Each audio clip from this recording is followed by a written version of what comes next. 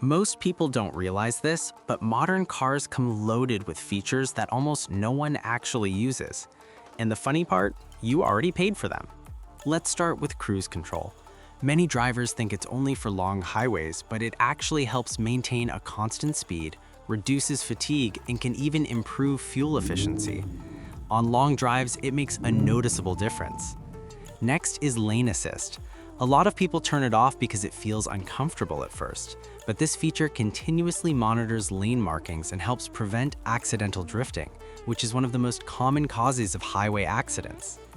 Then there's eco mode. Some drivers avoid it because they think it makes the cars slow. In reality, eco mode simply adjusts throttle response and gear shifts to improve fuel efficiency, especially during city driving. Another overlooked feature is automatic climate control. Instead of constantly adjusting the AC, this system maintains a steady temperature inside the car, making your drive more comfortable and efficient. Finally, steering wheel controls. Many drivers still reach for the screen or their phone, even though these buttons are designed to keep your hands on the wheel and your eyes on the road. Using these features doesn't just make driving easier, it makes it safer, smoother, and smarter. So next time you get in your car, remember, you're probably not using everything you paid for.